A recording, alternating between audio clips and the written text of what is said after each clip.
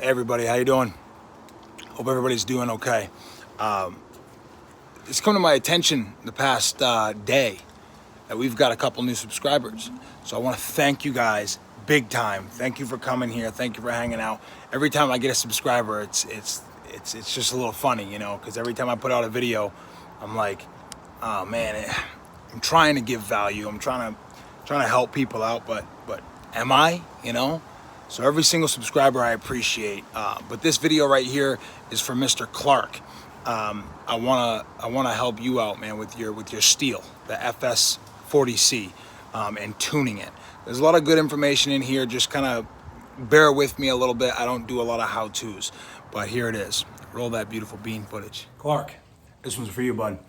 All right, so this one's for Clark Frankenfield or Frankenfeld. I believe it's Frankenfield. Clark, so you're having some problems with your Stihl, your FS40C. Sorry if it's reversed here. But no, what I was explaining to you in the comments is that any type of two-stroke engine, especially if you're not real high on the maintenance, there's a couple things that you can't really neglect. One of them is you're just gonna do this. Now, I left this plastic piece on, but look at the muffler here, okay? Ignore this hole for now, okay? You see this little flap right here? You got the muffler here, and then the little flap, we call it a dog ear, okay? So that's where the air comes out. Underneath that, there's a little screen. It's a baffle. It's for emissions and all that good stuff. But what happens is you see all this gunk, all this oil and everything that's around here. Okay, that's your mixed fuel. That's the oil that's supposed to lubricate everything. After a while, the screen that's underneath this dog ear piece will get gunked up, okay? It will, especially if you've had it for 5 years like you say you have. It happens with chainsaws all the time. If you want to actually add a little bit of performance to your weed whacker, do this, all right? Take a drill and just punch a hole right here, okay? See that hole that I have? Now, don't angle it down like this when you do it because you don't want those metal shards going down in there and getting in your piston. That'll ruin everything. So, have it up like this and drill your hole, all right? Just a little hole. That way you bypass that screen altogether. But before you fire it up, actually you want to jiggle it like this, get all that metal out. All right, once you do that, fire it up. You know, if it will run, give it a little throttle, get that metal out of there. All right, that will get rid of that problem, okay? But I'm assuming it's a combination of both. Now, go to that link that I put in the comment, and that's gonna bring you to a kit like this. It's not gonna have these in it, but it's gonna have all these different drivers in it. It's for every different make and model. All right, when you're using a two-stroke mixed fuel power tool, there's always gonna be carburetor adjustments on it. And if it doesn't, don't buy it. But here are your carburetor adjustments. You see these right here. This one's marked with an L. This one's marked with an H, and this one's marked with an LA. It's your low idle. You don't want to mess with your idle just yet. It's really easy to just go ahead and crank that thing up and make it idle, but you're having carburetor problems, and I bet you your low screw is just messed up.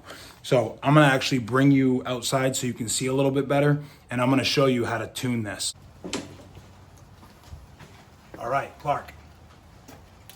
So mine's actually running pretty good right now, but I'm gonna fire it up and I'm gonna mess it up so you can see how to adjust it, okay? So here we go.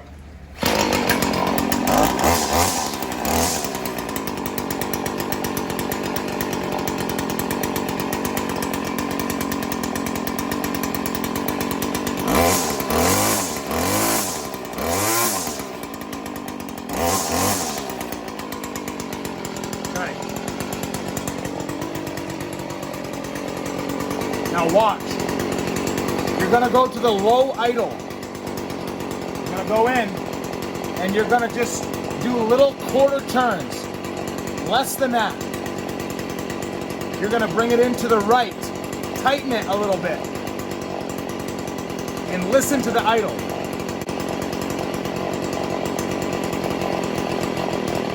Hear that? See how it wants to die? See that? Okay. So I was too lean, which means my engine wasn't getting enough fuel to maintain an idle. So we know that it dies there. So pay attention to how many turns you make. So I only went about an eighth of a turn for it to die. So don't go cranking on this thing either way. You just want to go a little bit left, a little bit right, and wait and listen to the idle. So that was a quarter turn and it died. So we're going to bring it back a quarter turn. And sometimes you'll have a little bit of issue if it dies starting it back up, but just be patient with it. So we're going to fire it back up.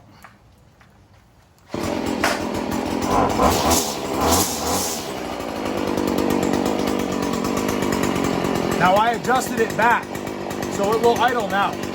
Now we're gonna see what happens if you go too far to the left, if you make it too rich. Okay, listen to the idle.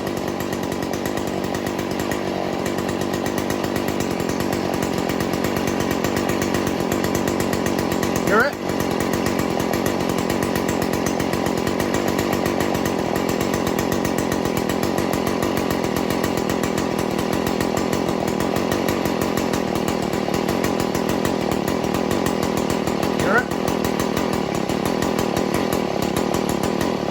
It wants to quit. So turn it back the other way. Tighten it up. See the smoke coming out? That's how you know it's too rich. It's getting too much fuel.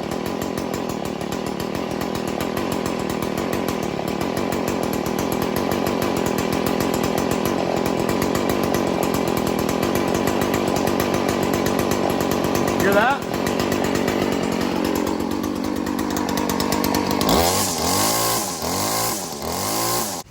All right, Clark, so if that first method didn't work, you're gonna go to the low screw here on the left side, and you're gonna turn it all the way in until it stops. Don't wrench on it, just go until it stops. All right? Then you're gonna open it up 1/2 turn. You gotta pay attention though.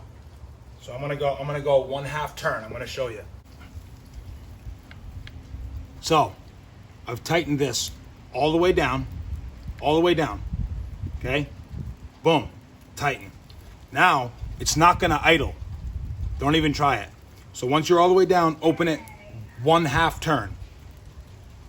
Okay, so watch right here on your thing. Okay, 1/2 turn. All right, now try it. Probably won't run very good, but try it.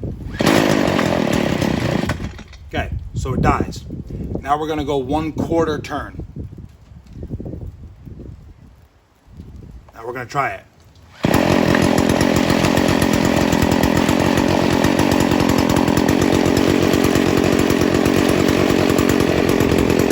Okay, so now it's idling.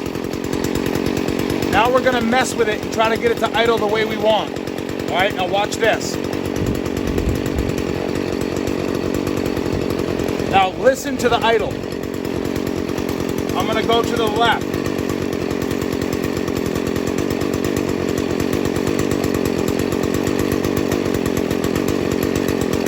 Little turns at a time. Okay. So it's starting to bog down now. So it's running too rich. It's getting too much gas. So we're gonna go back. We're gonna tighten it 1/8 turn.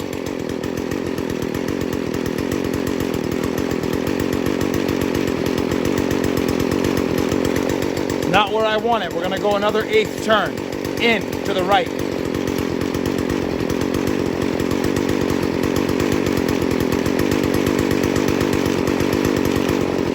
I like that right there. Okay.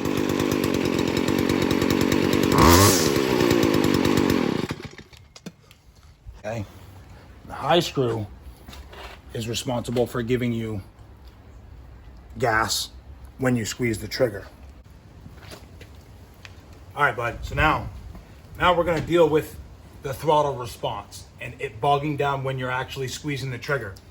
So tighten your your H screw, the high screw, tighten that down, get it tight. All right, now it's not gonna idle, so don't even bother. So with the high screw, it's a little bit different on the Stihls, especially this FS 40C. So with this, instead of opening it up a half turn or one turn, we're gonna go ahead and start with a full turn. Okay, so make sure you pay attention. We're gonna go 1, right there. Now you can try it. Squeeze the trigger a few times.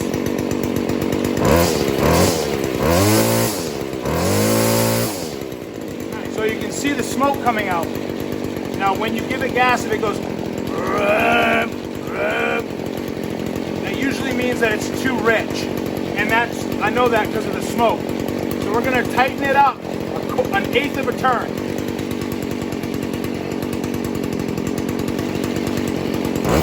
Now give it a try. Hear the difference? Listen. Hear that? Compared to this. Okay. Hear the difference? Listen.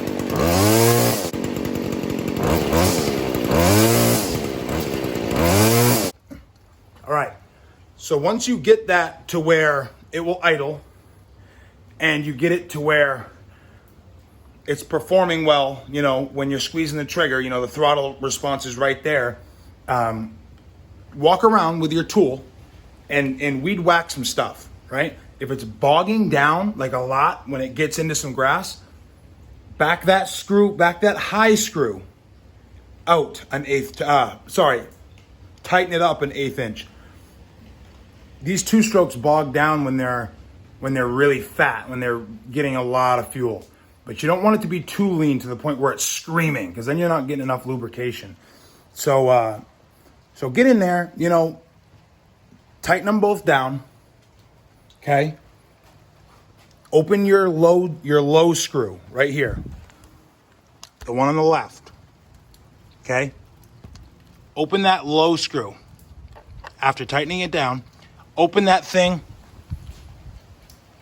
a half turn. All right. Start it up, listen to it idle, and make little eighth inch adjustments out until it idles where you want it. All right. After you do that, then go to the high screw. All right. Tighten that one down as well. Loosen that one up a whole turn. Fire it up, give it a couple squirts, and adjust from there, left and right, until it runs good. You shouldn't have to mess with this, with the idle screw. If, after you've tried all of that and it doesn't idle, it's still boggy, you can tighten this idle screw a little bit, right? But start with that out. Tighten it up a little bit after. You don't want it idling really high. Anyways, bud, I hope that helps you out. If not, let me know if I could add anything else to it. Haven't really done a lot of how-to videos, but I just wanted to help you out. All right, bud, thanks. Take care.